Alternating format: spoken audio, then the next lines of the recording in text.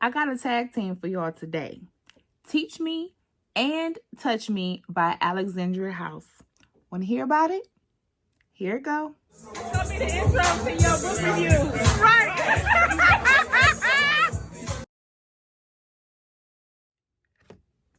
You guys, I finally then got a hold of me some Alexandria House. And I am a fan. I don't know what took me so long, but I made it. And the two books that I have experienced from her at this point is Teach Me and Touch Me. Now, both of these books, I guess, are going to go together. However, you can read them as standalones, but I suggest that you go ahead and read them both. Teach Me is first with Nadia and Nathan, and then Touch Me is next with Charla and Giovanni. So these books will be considered romance novels, and I'm going to go out there on the fence and say that the first one, Teach Me, was probably teeter-tottering on the verge of being erotic because, baby, Nathan Gate,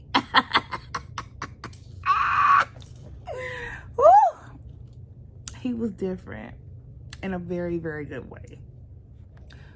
So I want to tell y'all why I feel like these books were captivating in a really different way than romance novels can sometimes be. Okay, so I haven't always been a huge fan of romance. I haven't been. But what I am finding is that when you give me some good meat to the story, I can really vibe. I can vibe out to it. And I feel like the author gave me so much goodness surrounding these love stories that it kept me intrigued. I can't lie. Like, I always kind of associated romance novels with sappy and corny, and they not. Like, these books are not. The characters, they're modern and they woke and they smart, and aside from them falling in love with somebody, they also have these extremely realistic but dramatic circumstances that's happening outside of the love story. So I dig that. While each of the main characters in the books had stories that dealt with their families, I noticed that with the men, their circumstances were way more dramatic and traumatic. With the women, theirs was more unorthodox.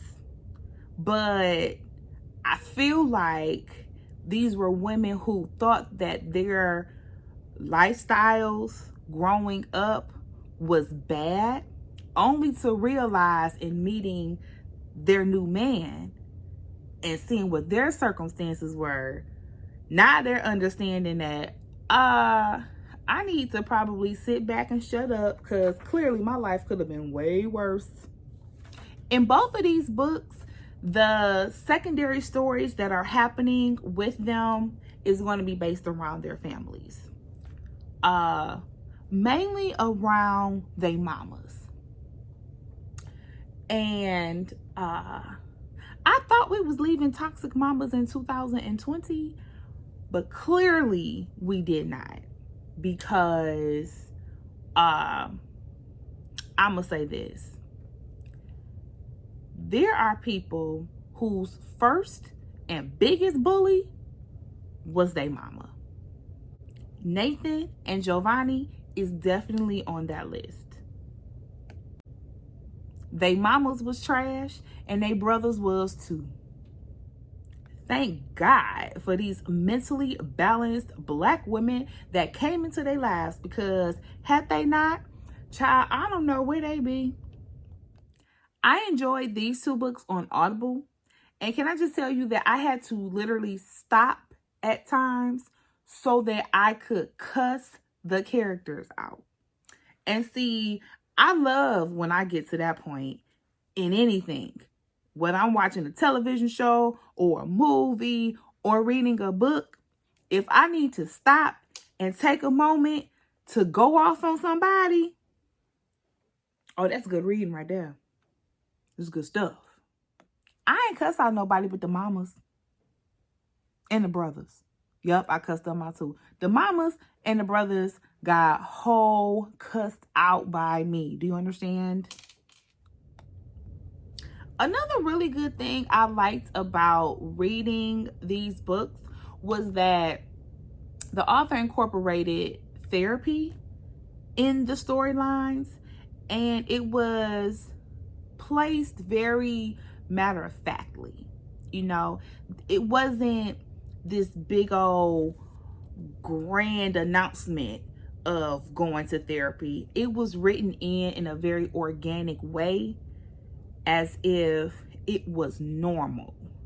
And I appreciated that, because we know that therapy, especially in the Black community, has not always been a welcomed thing. And it's refreshing to see how much more it is embraced by us. And the author does a really great job of making it visible, but not making it this huge focal point where you have to think that it's something special and abnormal about it. It's like, no, people do this. This is what we do. When you go to your primary care physician because your back hurt, okay. You go see a therapist because there might be some things that's hurting mentally. And the imagery of what these characters look like. So they of course describe them in the book, but then you have your cover, right?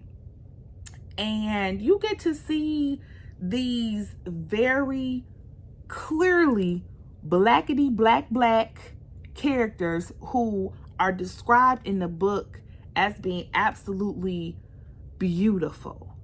Okay, I love that. They have real hair that's not straight, and I love that. Ain't nothing wrong with any of those other things. It's just that that's not always what we get to see in our literature. We get a very modern look at what romance can be. Overall, like I said, I am now a fan. Now, I converse back and forth with other people who have read her books and are very familiar with her. And what I am learning is that many of the characters that are in her books, they're kind of intertwined amongst each other. So if you read one series, there might be some secondary characters in the series that'll show up in another series, and it can be completely and totally about them. Kind of like Power. Yeah, if I had to give you an example. So you know how we didn't have Power for the last 4 or 5 years, and you had Ghost, you know what I mean? He's the main character and everything. And then we have Power Book 2, and the main character is Tariq, but we knew who Tariq was because he was a secondary character in Power. Yes, I'm understanding that that is the flow of many of her books. So there are secondary characters in these novels that have main storylines in some of her others. So there is one in particular that I keep hearing about. Folks is like, but have you read about Big South? So I'm about to have to find out where Big South at in her series is. That's it, series is. I'm about to have to find where Big South story is at and read, because I'm hearing great things. And I loved both of these books. I am giving them both 5 acrylic nails and encouraging you all to go out and enjoy her books as well. Now, remember, I'm Tam. I'm telling tales. Read a book.